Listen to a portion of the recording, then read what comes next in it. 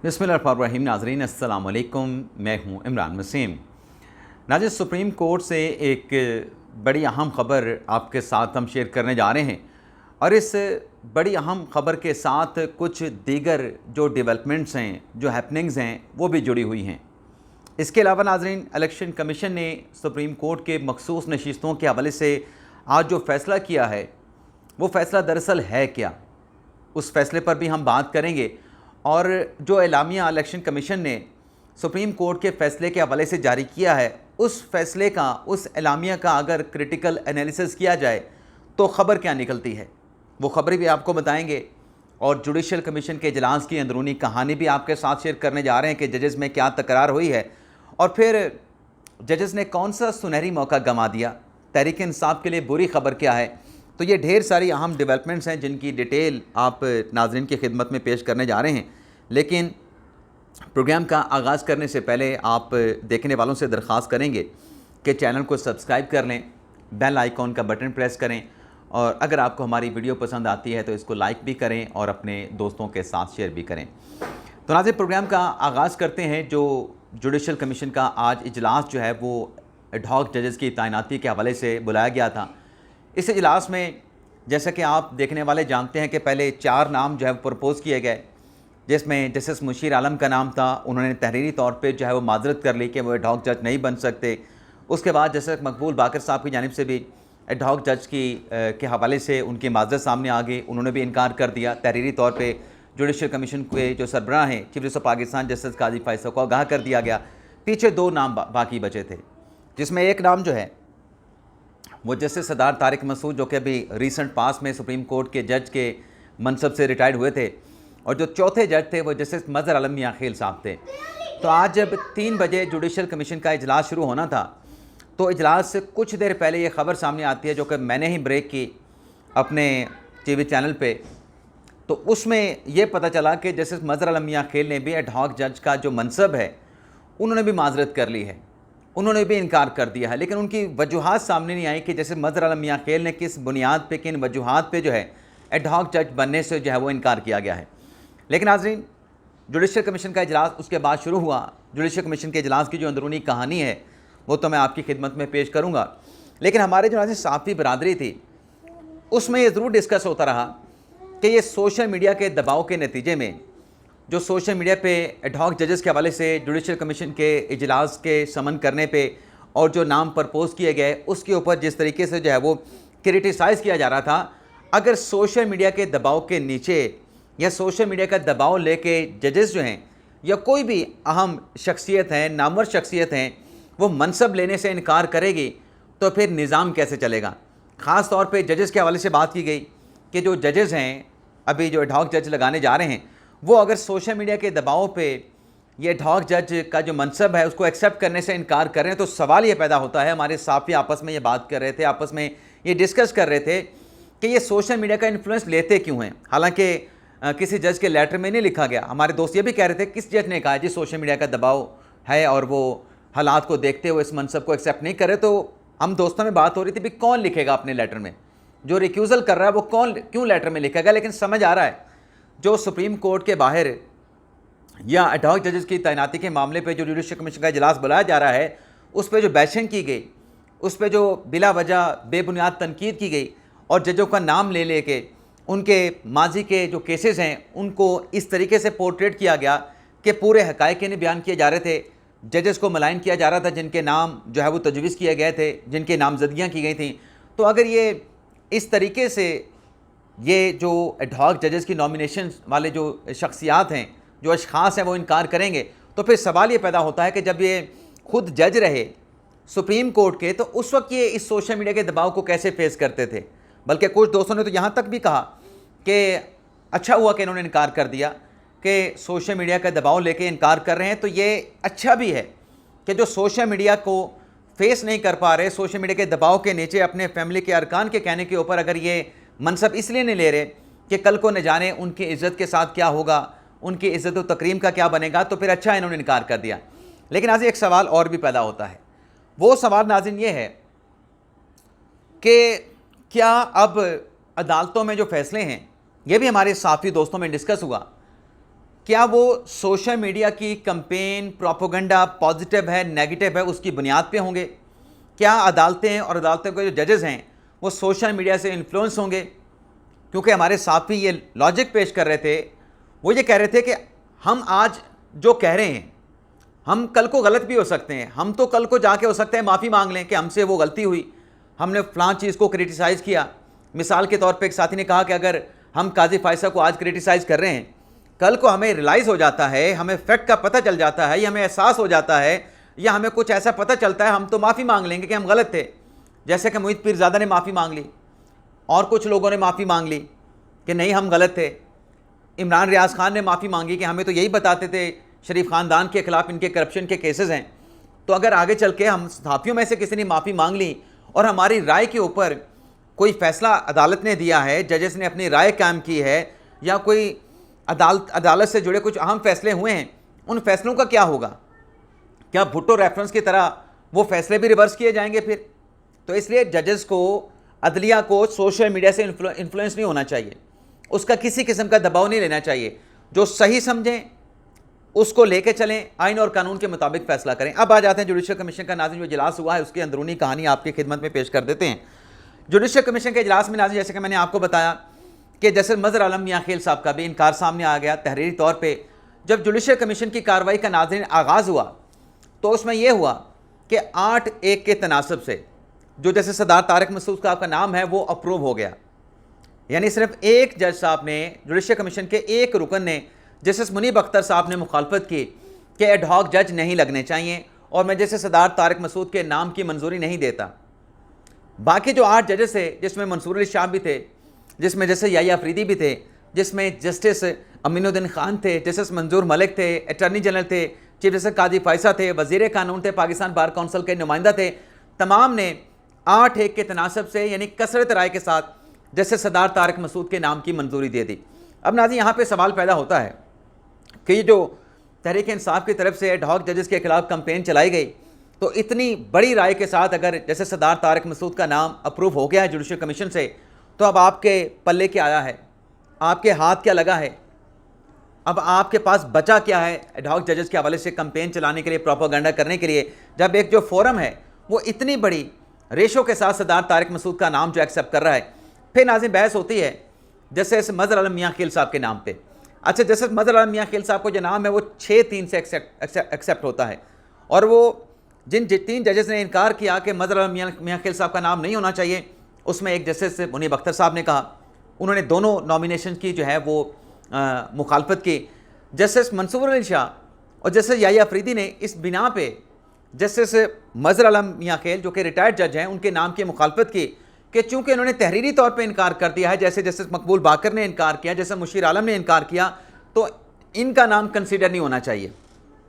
तो यहाँ पे आर्टिकल 182 का हवाला दिया गया। आर्टिकल 182 का कहता है, वो भी अभी मैं आपकी खिदमत में पेश करूँगा, लेकिन बाकी अरकान ने कहा 3 जजेस की राय के बाद के देखें कि जो जस्टिस मज़हर आलम मियां खेल साहब हैं उनकी तरफ से 2 ओपिनियन सामने आई हैं।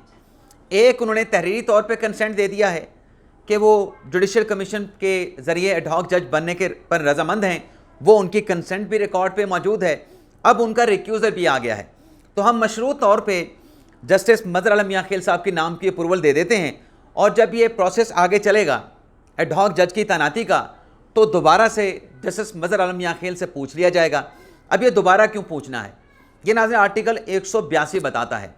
नाज़रीन जो जजेस की तैनातियाँ होती हैं ना सुप्रीम कोर्ट में, हाई कोर्ट में, अगर तो मुस्तकिल सुप्रीम कोर्ट में जज लगना है, हाई कोर्ट में एडिशनल जज लगना है, उसकी तैनाती का तरीकाकार ये होता है कि जुडिशल कमीशन रिकमेंडेशन देता है, वो पार्लिमानी कमेटी में जाती है, और फिर वो सदर पाकिस्तान के पास पार्लिमानी कमेटी की सिफारिशात जाती हैं, सदर पाकिस्तान मंजूरी देता है, तो वजारत कानून सुप्रीम कोर्ट के उस जज की या हाई कोर्ट के उन जजेस की मंजूरियों का नोटिफिकेशन जारी कर देता है। लेकिन यहाँ पे नाज़रीन जो एडहॉक जजेस की तैनाती का तरीकाकार है वो ज़रा मुख्तलिफ है। एडहॉक जजेस की तैनाती में नाज़रीन ये होता है कि मैंने अभी आपको बताता हूँ कि इसमें चीफ जस्टिस पहले कमीशन के अरकान के साथ मुशावरत करते हैं आर्टिकल 182 के मुताबिक, फिर सदर पाकिस्तान उन तैनातियों की मंजूरी देते हैं, और फिर जो चीफ जस्टिस हैं वो फिर इन जजेस से दरख्वास्त करते हैं कि आपका नाम एडिशनल जज के तौर पे एक्सेप्ट कर लिया गया है, तो आप एडिशनल जज के तौर पे जो है बताएं आपकी राय क्या है। आप क्या इसको जो है वो मनसब को एक्सेप्ट करते हैं या नहीं एक्सेप्ट करते हैं, आपकी राय क्या है। यानी पूरा प्रोसेस मुकम्मल होने के बाद फिर उनकी राय पूछी जाती है, उनसे दरख्वास्त की जाती है कि आप एडहॉक जज के तौर पे सुप्रीम कोर्ट को ज्वाइन करें। तो ये अब सरदार तारिक मसूद साहब से भी दोबारा पूछा जाएगा और जस्टिस मज़हर आलम मियां खेल साहब से भी दोबारा पूछा जाएगा। अब इसमें जो कुछ और चीज़ें हैं, इसमें नाज़रीन जैसे कि मैंने कहा कि 8 जज ने इस बात पे इत्तफाक किया कि जस्टिस मुशीर आलम और जस्टिस मकबूल बाकर ने माजरत कर ली है तो उनके नाम की तैनाती की बात ख़त्म हो गई। यानी उनकी तहरीरी तौर पे कोई कंसेंट नहीं थी कमीशन के सामने, जुडिशल कमीशन के सामने। और फिर जस्टिस मुनीब अख्तर ने, जैसे मैंने आपको कहा कि उन्होंने सिरे से कहा कि एक और जज तो लगने नहीं चाहिए। फिर जब जस्टिस सरदार तारिक मसूद का नाम जो है वो 8-1 से मंजूर हो गया, 1 साल के नाज़रीन 1 साल की तैनातियों की मंजूरी दी गई है, तो फिर जस्टिस मज़हर आलम मियां खेल साहब का नाम फ्लोट हुआ। तो इस पर जस्टिस मंसूर अली शाह और जस्टिस अफरीदी याहिया अफरीदी ने कहा कि इनकी माजरत आ गई है तो इनको कंसिडर ना करें। बाकी 6 अरकान ने कहा कि पहले चूँकि इन्होंने कबूलियत का ख़त लिखा था इसलिए इनसे दोबारा पूछ लेना चाहिए। तो ये नाज़रीन जुडिशल कमीशन के इजलास की टोटल मुकम्मल कहानी आपकी खिदमत में मैंने पेश कर दी है। अब आ जाते हैं नाज़रीन जो दीगर मामलात के हवाले से जो सुप्रीम कोर्ट से जुड़ी अहम खबरें हैं उनकी डिटेल जो है वो आपके साथ शेयर कर लेते हैं। सबसे पहले तो नाज़रीन बात कर लेते हैं जो रात प्रैक्टिस एंड प्रोसीजर कमेटी का इजलास हुआ जिसमें यह कहा गया कि जजेस दस्तयाब नहीं हैं और जजेस छुट्टियों पे चले गए हैं और अभी डिटेल जजमेंट भी नहीं आया और अभी डिटेल जजमेंट लिखना है। तो अभी ये नज़र-ए-सानी की दरख्वास्त जो मुस्मिक नवाज़ ने दायर की है इस पर समाअत नहीं होनी चाहिए, जजेस को छुट्टियों से वापस ना बुलाया जाए। अब मैंने इसके ऊपर पूरा प्रीवियस व्लॉग में बता दिया कि दोनों जानिब से जो चीज़ें जो डिस्कशन की गई, जो आर्गूमेंट बिल्ड किया गया नज़र-ए-सानी लगने के हवाले से या नज़र-ए-सानी ना लगने के हवाले से, दोनों में अपनी अपनी जगह पर जो है वो सबस्टांस मौजूद है। लेकिन आज इस इजलास के बाद एक और डेवलपमेंट हुई है, वो डेवलपमेंट नाज़िर हुई है इलेक्शन कमीशन के एंड पे। अब वो डिटेल भी आपके साथ शेयर करके फिर हम आपको बताएंगे कि तहरीक इंसाफ के लिए बुरी खबर क्या है। नाज़िर जो इलेक्शन कमीशन में इजलास हुआ सुप्रीम कोर्ट के मखसूस नशिस्तों के हवाले से फैसले पे, उस इलामे में क्या कहा गया मैं आपके सामने रखता जाऊँगा और फिर इसका एनालिसिस भी आपके साथ करूँगा। और फिर तहरीक इंसाफ के लिए बुरी खबर क्या है और सुनहरी मौका कैसे हाथ से निकल गया है, इस पर भी हम बात करेंगे। इलेक्शन कमीशन ने कहा अपने एलामिया में कि कल और आज सुप्रीम कोर्ट के हुक्म पर अमल दरामद के सिलसिले में इजलास हुआ। इजलास में इलेक्शन कमीशन ने सुप्रीम कोर्ट के फैसले पर अमल दरामद करने का फैसला किया है। यानी सुप्रीम कोर्ट के फैसले पर इलेक्शन कमीशन अमल दरामद करेगा, लेकिन कैसे? सवाल यह है कि कैसे अमल दरामद करेगा। आगे लिखा गया एलामिया में ताहम से आगे बात शुरू होती है कि इलेक्शन कमीशन की लीगल टीम को हदायत जारी की गई हैं कि अगर सुप्रीम कोर्ट के फैसले में अगर का लफ्ज़ इस्तेमाल हुआ है कि फैसले के किसी पॉइंट पर अमल दरामद में रुकावट है तो फ़ौरन आइडेंटिफाई करें ताकि मज़ीद रहनुमाई के लिए सुप्रीम कोर्ट से रजू किया जाए। यानी ये मामला अब आइडेंटिफिकेशन की तरफ चला गया है कि सुप्रीम कोर्ट के फैसले पर हम अमल दरामद तो करने जा रहे हैं, लेकिन क्या इसमें कोई रुकावट है?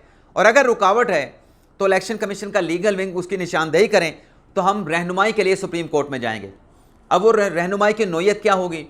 क्या जो सुप्रीम कोर्ट ने ऑर्डर पास किया है कि अगर कोई इबहाम हो election commission of Pakistan Tehreek Insaf supreme court से रजू कर सकती है, क्या चैम्बर में आप जाएंगे इलेक्शन कमीशन वाले या फिर नज़र-ए-सानी में जाएंगे?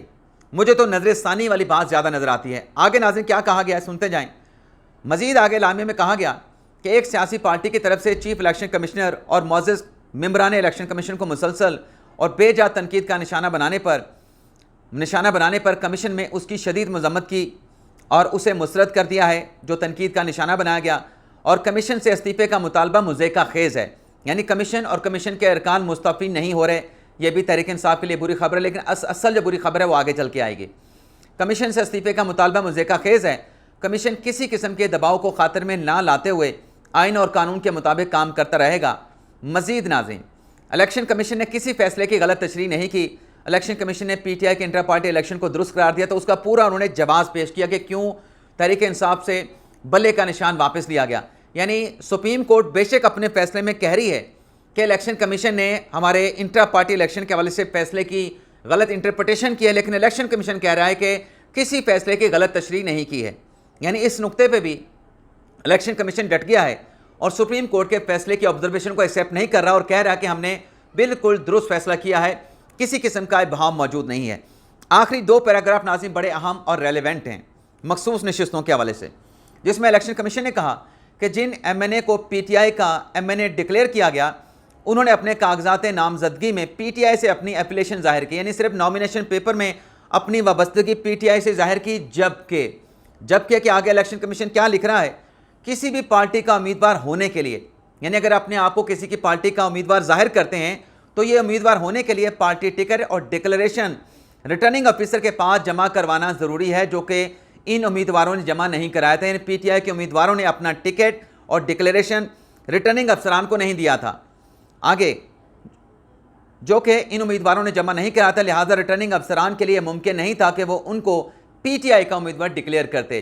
यानी PTI के उम्मीदवारों को जो आज़ाद डिक्लेयर किया गया, इलेक्शन कमीशन कह रहा है कि वो फैसला रिटर्निंग अफसरान का बिल्कुल दुरुस्त था।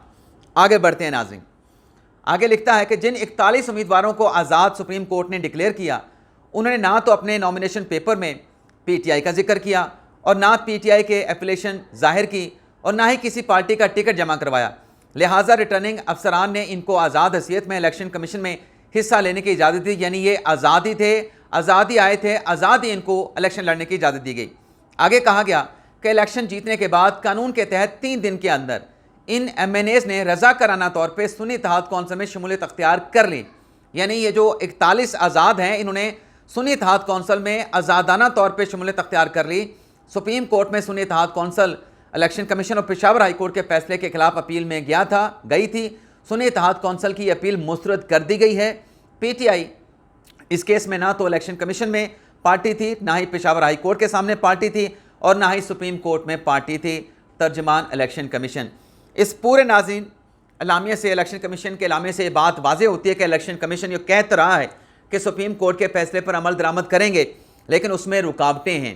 ये आज़ाद थे, इनको दोबारा से कैसे मौका दिया जा सकता है कि किसी दूसरी सियासी जमात में शमूलियत अख्तियार कर लें, जबकि ये ऑलरेडी रज़ाकाराना तौर पर जो है, ये नाज़रीन मेरी असेसमेंट है और यही होगा, बज़ाहिर लगता है कि यही होगा कि ये इनको दोबारा से सुन्नी इत्तेहाद कौंसिल के निकल के किसी दूसरी सियासी जमात में शमूलियत की इजाज़त कैसे दी जा सकती है।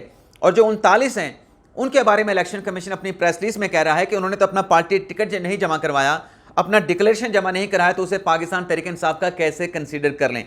तो लगता यह है कि इलेक्शन कमीशन इस फैसले पे जो इबहाम है, इबहाम में या तो चैम्बर में जजेस के पास जाएगा, फैसले पर अमल दरामद फौरी तौर पे नहीं किया जाएगा, जो कि तहरीक इंसाफ के लिए बुरी खबर है, या तो चैम्बर में जजेस के पास जाएंगे जो अक्सरियत जजेस हैं, या फिर नज़र सानी में इलेक्शन कमीशन चला जाएगा। अब नज़र सानी में अगर इलेक्शन कमीशन जाता है तो जजेस तो दस्तियाब नहीं हैं, नज़र सानी लगनी नहीं है, क्योंकि कल के प्रैक्टिस प्रोसीजर कमेटी के इजलास में जो अक्सरियती जजेस हैं फुल कोर्ट के, जो कि प्रैक्टिस प्रोसीजर कमेटी के भी रुकन हैं, जस्टिस मंसूर अली शाह साहब, जस्टिस मुनीब अख्तर साहब, उन्होंने कहा कि छुट्टियों के बाद और 30 दिन की मियाद भी गुजर जाए, तफसीली फैसला भी आ जाए, फिर इन नज़र सानी की दरख्वास्तों को एक साथ देख लेंगे। लेकिन आज इसमें जो सवाल है, जो मैंने सुनहरी मौके का मैंने जिक्र किया और तहरीक इंसाफ के लिए बुरी खबर का मैंने मेंशन किया अपने थंबनेल पे, अगर इस फैसले पे अमल दरामद जैसे कि नहीं लग रहा कि इलेक्शन कमीशन करेगा, क्योंकि जो सुकम है उनकी निशानदेही, ये दरअसल इस एलामिया को, इलेक्शन कमीशन के इस एलामिया को मैं एक तरह से तहरीक इंसाफ की नज़र सानी की दरख्वास्त समझता हूँ। अब ज़ाहिर सी बात है कि जब सुप्रीम कोर्ट के फैसले पर अमल नहीं होगा तो तहरीक इंसाफ वाले जजेस के चैम्बर में रजू करेंगे, सुप्रीम कोर्ट में कोई मुतफरिक दरख्वास्त लेके जाएंगे अक्सरियती फैसला देने वाले जज साहबान के पास। तो जब वो PTI की दरख्वास्त को देखेंगे तो फिर क्या होगा? तो फिर ज़ाहिर सी बात है कि उसका फैसला चैम्बर में तो नहीं होगा, उसका फैसला तो फिर ओपन कोर्ट आपको लगानी पड़ेगी। ओपन कोर्ट के लिए पूरा के पूरे जो जजेस हैं, जो पूरा फुल कोर्ट है, उनके जजेस को लाना पड़ेगा। उनकी छुट्टियां क्या मनसूख की जाएंगी? क्या जो प्रैक्टिस एंड प्रोसीजर कमेटी में कहा गया कि ये नून लीग की तो नजर सानी की दरख्वास्त अभी क्योंकि तफसीली फैसला नहीं है, नहीं लग सकती, अभी जजेस दस्तियाब नहीं है, जजेस छुट्टी पे चले गए हैं, तो फिर PTI की दरख्वास्त कैसे इंटरटेन होगी? क्योंकि अगर यही जो प्रैक्टिस एंड प्रोसीजर कमेटी में जो डिस्कस हुई है कि क्यों ये नजर सानी की दरख्वास्त नून लीग की नहीं लगनी चाहिए, अगर PTI की आ जाती है, उस पर अगर लगाने की बात होती है कि PTI की दरख्वास्त ओपन कोर्ट में लगाई जाए, उस पर हेयरिंग की जाए, तो फिर नाज़रीन बात यह है, फिर और सवालात उठेंगे, फिर और उंगलियां उठेंगी कि ये नून लीग की दरख्वास्त तो नहीं लगाई, हुकूमती इत्तेहादी नजर सानी की दरख्वास्त नहीं लगाई, इलेक्शन कमीशन की आगे तो कहा जाएगा उनकी नहीं लगी, और जो मुतासरा अरकान असम्बली हैं जिनका नोटिफिकेशन जारी कर दिया गया था उनकी नजर सानी की दरख्वास्त नहीं लगी।